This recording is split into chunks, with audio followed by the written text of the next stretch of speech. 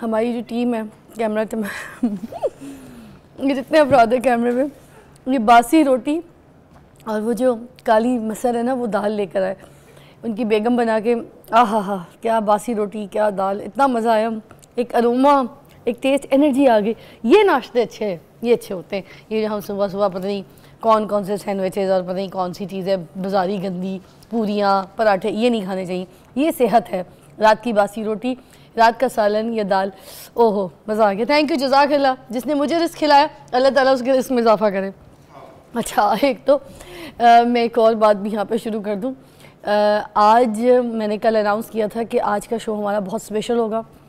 Call कीजिएगा, ठीक है, आप पूछिएगा हमारे मौजूद मेहमानों से, आपकी लाइफ में कोई ऐसा मसला चल रहा है, अगर आपको लगता है आपकी बेटी पे किसी ने बंदिश करा दी है, कोई काला जादू, कोई ऐसा इल्म आपके ऊपर कर दिया है जिसकी वजह से आपके रास्ते जो है वो बंद हो गए हैं, आपके बच्चों में बीमारियां, परेशानियां या आप में कोई ऐसे सिम्टम्स हैं, तो प्लीज़ इसकी जो ट्रीटमेंट है, उसकी जो इलाज है वो दुआओं में है, वो कुरान में है। और उसी की रोशनी में हमारे मौजूद मेहमान आज आपको आपके कॉल्स का जवाब भी देंगे। तो भर के कॉल कीजिएगा। हमारे पास सबसे पहले हाफिज़ शफ़ीक़ुर रहमान ज़ाहिद साहब, इस्लामिक स्कॉलर हमारे साथ मौजूद हैं। Professor Ubaidur Rahman Shafiq, Islamic scholar हमारे साथ मौजूद हैं। आप दोनों की तशरीफ़ आवरी का बहुत बहुत शुक्रिया। अस्सलाम वालेकुम रहमतुल्लाहि व बरकातुहू। वालेकुम अस्सलाम।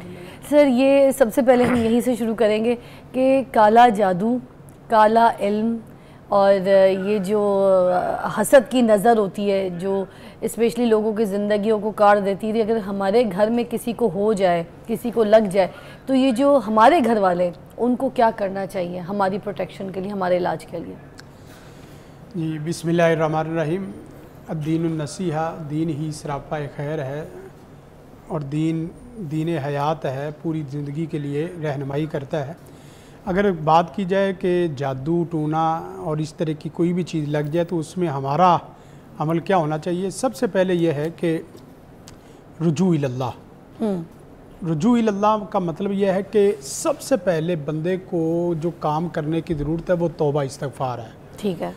तौबा इस्तग़फ़ार के बाद आप एक जुमला पढ़ें, एक आयत पढ़ें या कुरान मजीद की कोई सूरत पढ़ें, अल्लाह ताला की आपके ऊपर रहमत हो जाएगी। रुजू इल्लाह में तौबा, और फिर साथ साथ दूसरी बात है कि रुजू इलल कुरान, और तीसरी बात है कि रुजू इलस सलात, रुजू इलस ज़िक्र। जब आप अल्लाह ताला से पक्की सच्ची तौबा करेंगे और इसके साथ साथ सही उल अकीदा अपनाएंगे, सही अकीदा अपनाएंगे, कुरान मजीद के साथ तमस्सुक करेंगे, नमाज 5 वक़्त की करेंगे और ज़िक्र अज़कार करेंगे, तो अल्लाह की रहमत से ये जादू आहिस्ता आहिस्ता ख़त्म होना शुरू हो जाता है। असल बात जो देखने वाली वो ये है कि जादू जिस नौयत का होता है या मर्द जिस नौयत का होता है, उस नौयत का आपको रुजू करना पड़ेगा। मसलन एक आदमी 5 वक़्त की नमाज भी पढ़ता है, कुरान मजीद की तिलावत भी करता है, ज़िक्र अज़कार भी करता है, सुबह शाम के अज़कार की पाबंदी भी करता है, इसके बावजूद भी उसका जादू नहीं टूट रहा या जादू जा नहीं रहा, तो उसे चाहिए कि 5 नमाज़ों से बढ़कर 6ठी और 7वीं नमाज पे आने की कोशिश करे। मसलन 5 तो वो पहले नमाज़ें पढ़ रहा था, अब 6ठी नमाज वो क्या है, तहज्जुद की शक्ल में, इशराक की शक्ल में। कितने लोग ऐसे कहते हैं कि आप सब जो वज़ाइफ आप लोग बता रहे हैं, या इसी तरह बसाओ का ऐसा भी होता है जो मजहबी लोग हैं वो जादू का शिकार हो गए, तो वो कहते हैं कि हम सही अकीदा भी अपनाए हुए हैं, कुरान भी पढ़ते हैं, तिलावत भी करते हैं, ज़िक्र भी करते हैं, नमाज भी पढ़ते हैं, तो इसके बावजूद हमें क्यों जादू हो रहा है? तो जादू की मुख्तलिफ शक्लें हैं। आपको जादू कुछ बड़ी सतह का या 2, 4, 5 आसदों का जादू हुआ है तो आपको अज़कार में फ़र्क लाना चाहिए। मसलन ये कि सुबह शाम के और सोने के अज़कार तो आमी आदमी को जिसको कुछ भी नहीं है उसको भी ये अज़कार करने चाहिए, और नमाज 5 वक़्त की उस आदमी को भी पढ़नी चाहिए जिसको कोई मर्द नहीं है, कोई रुकावट नहीं है, कोई रिज़्क़ की बंदिश नहीं है, उस आदमी को भी 5 वक़्त की नमाज पढ़नी चाहिए। इसी तरह साथ साथ नेक अमाल जो आम तौर पे किए जाते हैं, खिदमत खलक का है, सदका है, खैरात है, तो वो भी काम करने चाहिए। लेकिन होता पता है क्या है, होता यह है कि अगला आदमी एटम बरसा रहा है और हम छोटे छोटे गलेल से निशाने ले रहे हैं। अगला आदमी 24 घंटे आपकी फ़िक्र में है और आप 2-4 मिनट, वो भी सुबह 10 मिनट लगा लिए, दोपहर को 10 मिनट लगा दिए, सोने के वक्त 10 मिनट लगा दिए। इससे फ़र्क नहीं पड़ता।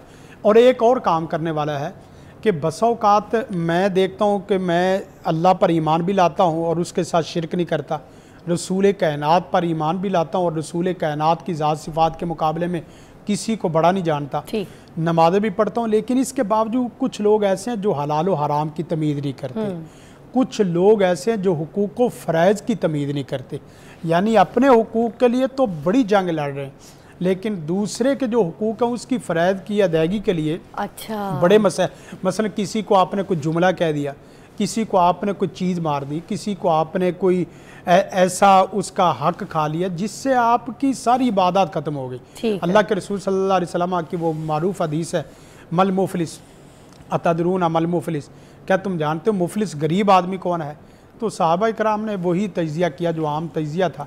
तो अल्लाह के रसूल ने फरमा कि असल मुफलिस गरीब आदमी वो है जो रोज़े क़यामत आए, और रोज़े क़यामत इस तरह आए कि वो नेकियां भी लेकर आए, सौम सलात सब कुछ लेके आए, लेकिन कुछ लोगों को उसने गाली दी होगी, कुछ लोगों पे जुल्म किया होगा, कुछ लोगों के हुकूक खाए होंगे, अल्लाह ताला तमाम नेकियां उसकी झोली में डाल देगा और इसके बाद इसका खाता साफ़ हो जाएगा। अब ऐसे लोग हैं, मैंने एक केस देखा, तो अब वो नमाजी पढ़ा लिखा समझदार आदमी, लेकिन ये कि साथ साथ जिस वक्त मैंने मर्द की तशखीस करते करते बाद दफ़ा होता है कि इल्मे गैब तो कोई भी नहीं जानता, अल्लाह के अलावा कोई भी नहीं जानता, लेकिन यह है कि जैसे डॉक्टर मर्द की तशखीस के लिए मेहनत करता है या इंजीनियर वो अपने फील्ड में जैसे जो भी मसला है वो उसी खराबी को देखने की कोशिश करता है, इसी तरह आमल भी देखता है। तो मैंने देखा तो मुझे महसूस हुआ कि इसने कोई ना कोई ऐसा जुल्म किया है, किसी को इसने ऐसा थप्पड़ मारा है जिसकी वजह से इसकी जो पकड़ हुई है।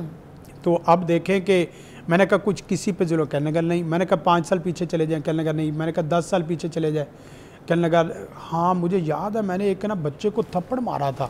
तो मैंने कहा फिर लगता है कि आपको उसी की हाल लग गई है। तो ये भी होता है कि जादू टूने के तोड़ के लिए जहाँ मुस्बत आपने आमाल करने हैं, कुरान और सुन्नत को अपनाना है, ज़िक्र अज़कार को अपनाना है, तिलावत को अपनाना है, सदका खैरात करना है, वहाँ साथ साथ अपनी मनफी चीज़ें भी देखनी है, अमाल की चीज़ें भी एक कॉल शामिल करते हैं। अस्सलाम वालेकुम जी। जी जी क्या पूछना चाहेंगे भाई, क्या नाम है? मोहम्मद यामीन नाम है जी, खानेवाल से बात कर रहा हूं। जी यामीन साहब क्या मसला है, पूछिएगा सवाल। वालिद साहब है मेरे, वालिद साहब है आपके? वालिद साहब उनको ख्वाब आते हैं दिन में भी और सुबह बड़े को। किस तरीके के ख्वाब? बच्चे आ गए मेरे पास जो है ना, कोई औरत आ जाती किसी टाइम बुजुर्ग आते हैं। है आप बात कीजिएगा। जी ये मुस्तकिल ख्वाब आते हैं या ख्वाब जो है ना वो कभी कभार महीने में साल में इस तरह हो गया, बच्चे आते हैं तो क्या करते हैं, और ख्वाब में वो कुछ चीज़ नुकसान देती है या सिर्फ नज़र ही आती है? कि रात जो है ना मुझे वो मेरे साथ ही सोते हैं ना, रात कह रहे मुझे खिलौने लेके कुछ चीज़ आ गई मेरे पास, उससे पहले कह रहे जो है तकरीबन ना दिन में भी ऐसे सोए पड़ेगा ना।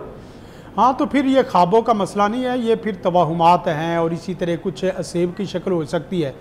यानी ख्वाब तो वो होते हैं जो सोए सोए आए और पक्की नींद में आए, तो जागते जागते आते हैं वो ख्वाब नहीं होते। अच्छा हाँ जी, जो वो असेब और साया कली शक्ल हो सकती है।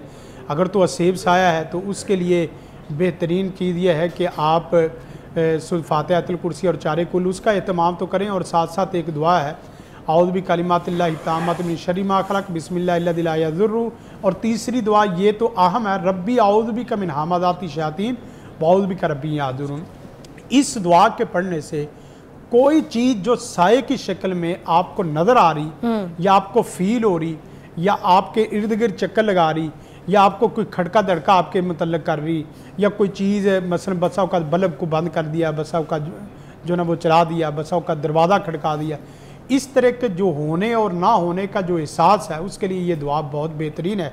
और अगर खाली ख्वाबों की शक्ल है तो ख्वाबों में सबसे पहले ये है कि बावजूद सोए और रात के अज़कार करके सोए। रात के अज़कार में कम अज़ कम आयतुल कुर्सी है, चारे कुल और सूरत बाकरा का आखिरी रुकू, उसके मतलब सही हदीस अल्लाह के रसूल ने फरमाया कि जो आदमी सूरत बाकरा का आखिरी रुकू आखिरी 3 आयात पढ़ लेता है तो वो आयात उसके लिए पूरी रात शयातीन से, जिन्नात से, जादूगरों से काफ़ी हो जाती हैं। माशाअल्लाह। तो ये अगर कर लिया जाए तो बहुत बेहतर है। और इसके साथ साथ ना इसको कुछ दवाई भी, इसको मेडिसिन मेडिकल उसको दिखाया भी जाए कि आया कि कोई नफ्सियाती मसला भी, क्योंकि अक्सर ना पता है क्या, जब शैतानी होते हैं ना तो उसकी ख़ास अलामात होती हैं। यहाँ ये है कि दिन को भी रात को भी आगे पीछे मुस्तकिल चल रहा है, तो हो सकता है कि उसके नफ्सियात में कुछ असर रहा। एग्जैक्टली हाँ, तो ये भी चेक ज़रूर करवा दें। अच्छा उबैद साहब, आप भी मुझे बताइएगा कि ये जो कुछ लोग हैं, सॉरी एक कॉल भी शामिल करते हैं फिर। अस्सलाम वालेकुम जी,